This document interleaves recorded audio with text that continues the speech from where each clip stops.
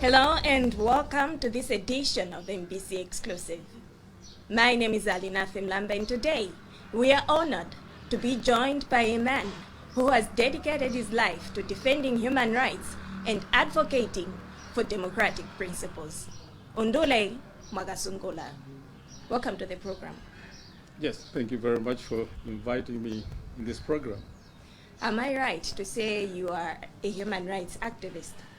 Yes, I am an activist, actually, a human rights defender.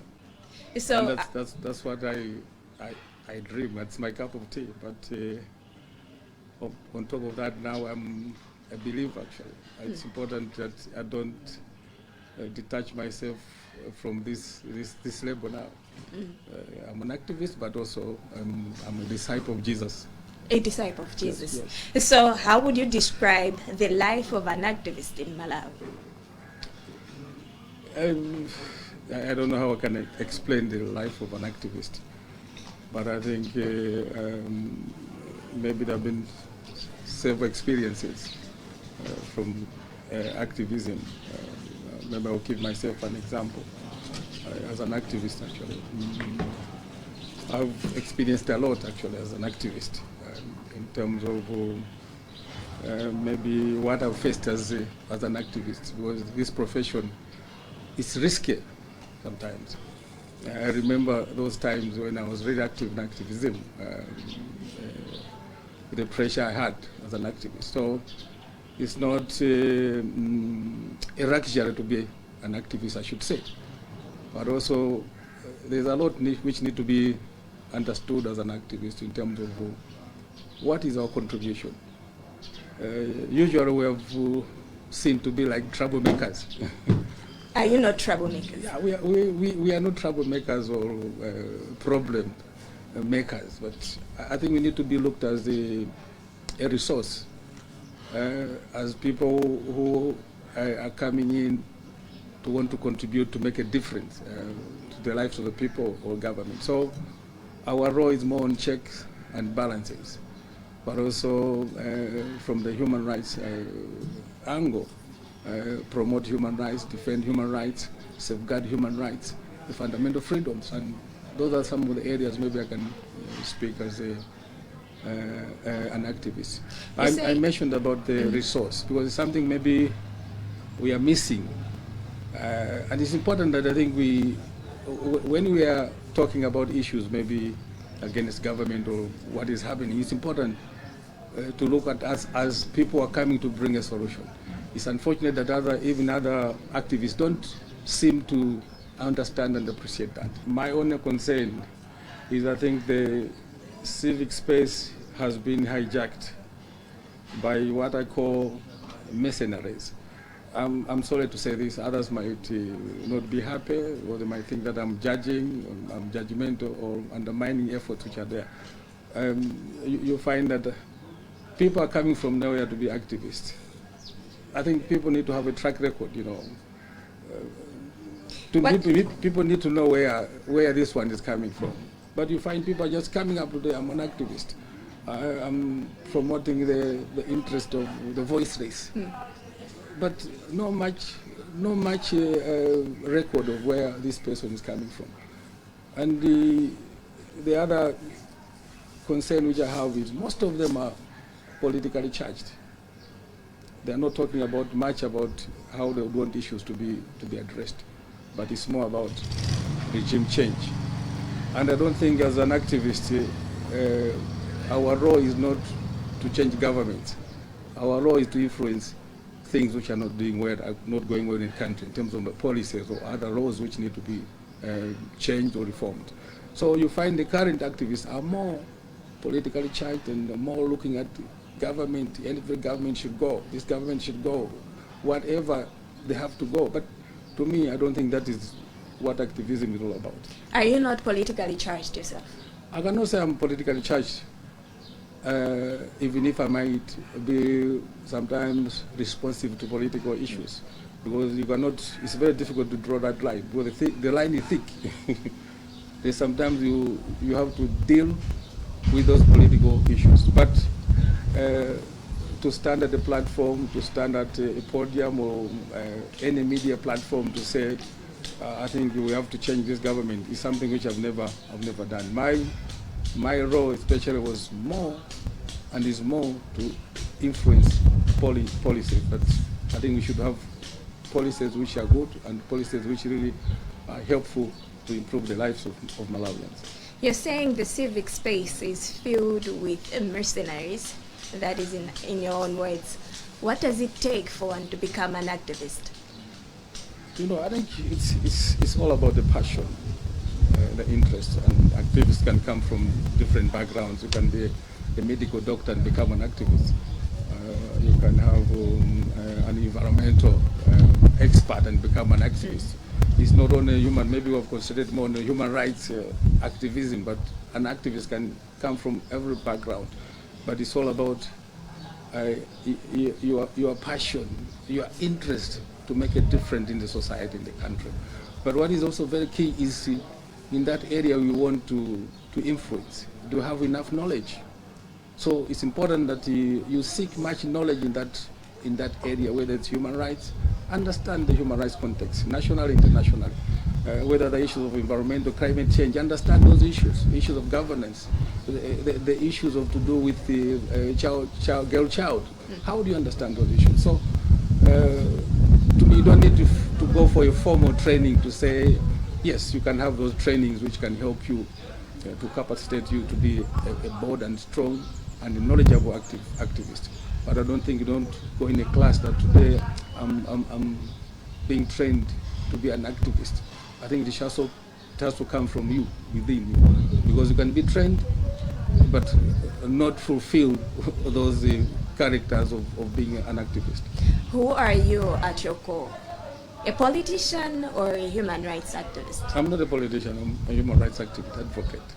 That's so what do you say to those that say you are a politician hiding in the cloth of a human rights activist? If I wanted to be a politician, I would have been politics a long time ago. Yeah. What has been stopping you? I would have been a member of parliament, even when I was in activism. You know, in my area, they were calling me in my district, come become an MP here.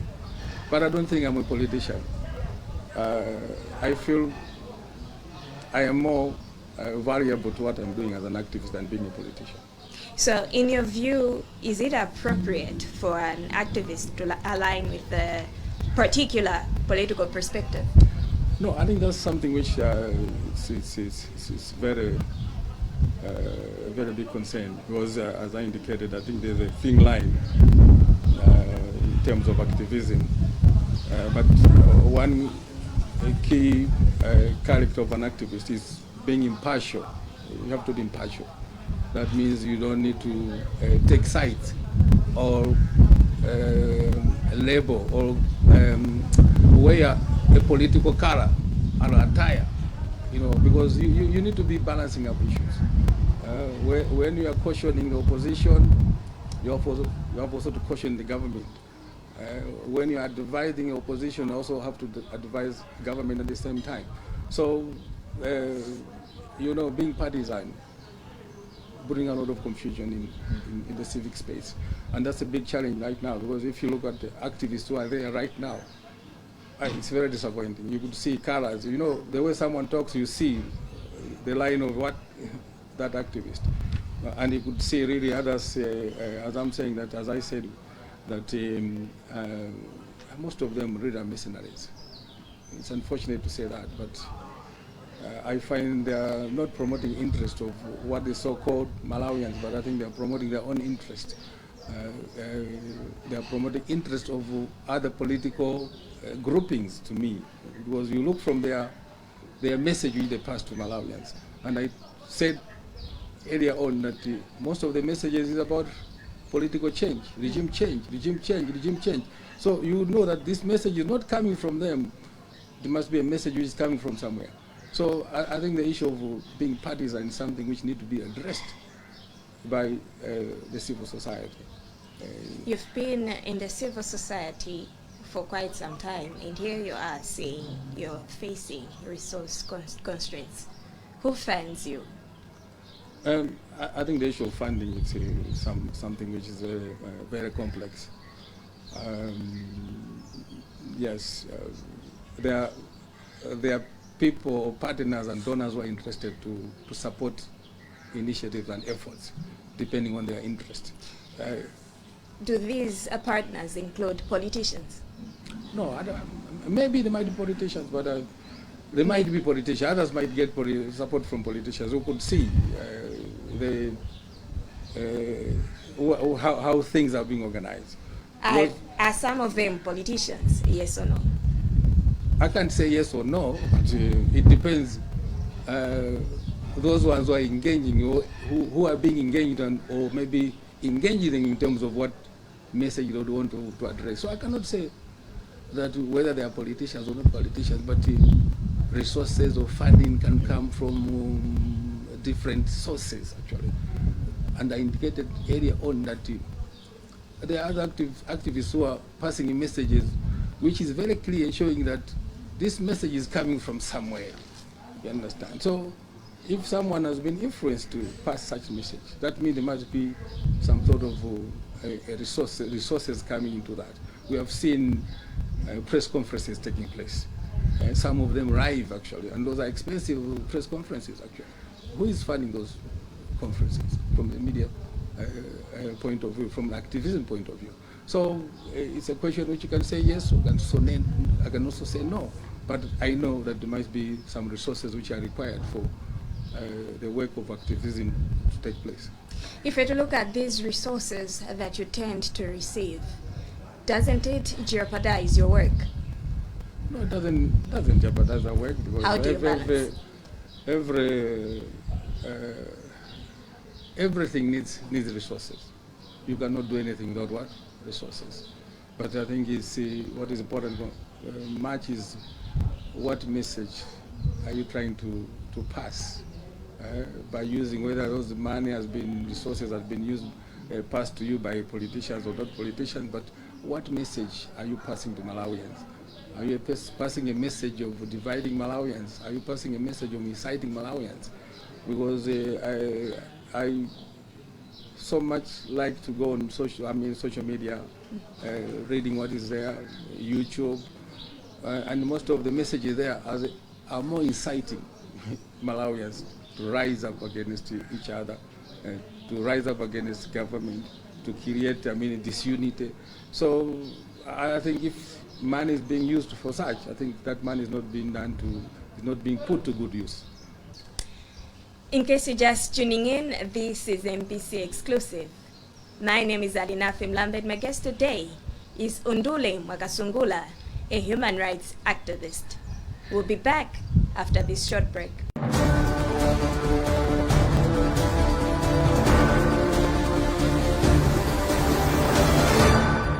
Welcome back. This is MPC Exclusive with me, Alinathi Mlamba. My guest today is a human rights activist, Undule Mwakasungula. So, Mr. Mwakasungula, now that we're heading to the polls, and we've seen that opposition parties have been voicing concerns with regards to the electoral process, what do you have to say? Yeah, what I can say is some of the issues might be pertinent, actually, which maybe need to be addressed because, in the electoral process, there's a need of a consensus so that the elections should not be disputed. We need a free, fair, and credible, acceptable elections. And if there are issues, then issues have to be addressed. And it's important, maybe, to me, to encourage that engagement between MEC and all other stakeholders. Because the elections' main and key stakeholders are the political parties. So if there are issues which need to be addressed, then let them address those issues as the process is going through. So yes, we might understand those issues, but I think let them also maybe address those issues through that channel, because I was observing and hearing one of their press conferences, which was more full of intimidation, full of threatening, So to me, that's not resolving the challenges, the problems which are there. So the best way is to engage And the key institution right now is the Malawi Electoral Commission, the Electoral Commission itself. So if they can engage the Malawi Electoral Commission with other stakeholders who are key in the electoral process, I'm sure there might be a compromise in terms of how those issues could be addressed. From your point of view, do you think their concerns are valid? As I indicated, there might be pertinent issues, but maybe the approach of how those issues need to be addressed. Some of the issues maybe is because maybe they might not have understood them properly in terms of how the issues are being addressed. So that's why I'm pushing more about an engagement, because it's all about engagement. You cannot resolve an issue without engagement. So, Mr. Mwakasungula, democracy in Malawi is perceived in various ways. How would you define our type of multi-party democracy? Let me say that first we have to acknowledge that the multi-party democracy system came in for the sake of bringing different participation of the political system. All political parties, instead of one party, there are so many other parties. And it's important to recognize also some of the efforts which have been done in terms of our democracy. We have institutions which were put in place to safeguard our democracy: the Malawi Human Rights Commission, the Ombudsman, the Anti-Corruption Bureau. We saw the more NGOs coming in, mushrooming to fill up that gap. But also recently we saw the commission being put in place, just to make sure that I think we are moving in the same direction as a country. But what I can say is also is, much as we have those achievements, but we are still in transition. We are still learning. We can't say we are there. You see, we are still learning. There's still challenges, a lot of challenges which are facing as a country. We are still dealing with issues of corruption, mismanagement of resources. We are also dealing with issues of intolerance. We're talking about intolerance. We are not being viewed as Malawians. If you look at these political parties now, each party has a region, So parties should not be regionally based. Parties should be nationally based. Their focus should be national. So these are challenges which we need addressed as a country in terms of how we want our democracy to be sustained and move forward. The current administration has introduced various development initiatives. Yes. How would you assess the effectiveness of these initiatives? Yeah, honestly, let me say these developmental projects are visible. Every loving Malawian, a goodwill Malawian, a Malawian who loves the country will see these things happening. We have seen the infrastructure developments, the projects taking place, the roads. We have seen the efforts in mega farms, agriculture, irrigation, areas of tourism, mining. So there's a lot which is being done, and it's something which we need to acknowledge. Unless maybe we are too much political, that we don't want to see anything good about the current administration. Yes, challenges are there, but it doesn't mean that there are no good things. So let's point out where things are going well, but also let's point out some of the things which need to be improved. So these developmental initiatives and efforts are very commendable. I think it's something which we need to recognize and maybe support more, that there should be more efforts in terms of these developmental projects for the good of Malawians. You're a human rights activist, yes, and at the same time a political activist. Should people expect you to belong to any political party? Let me clarify that. I might be an activist, human rights. You are labeling me to be a political. I mean a political one. Then the other side, which I haven't. I don't think about. I always take myself as a human rights activist, a human rights defender. Although I also touch these political sensitive issues actually, but much as I'm a human rights activist, but still I'm going to vote for a political party, for an individual actually. So that's my own secret actually. Yeah, but to me right now, I look at things as an impartial Malawian I will speak where I need to speak. I will give a credit where I need to give a credit, but also I will criticize where I need to criticize. And I've received a lot of attacks sometimes from even some of the political parties members calling me actually and sending me messages. Why are you saying this? Why are you supporting this?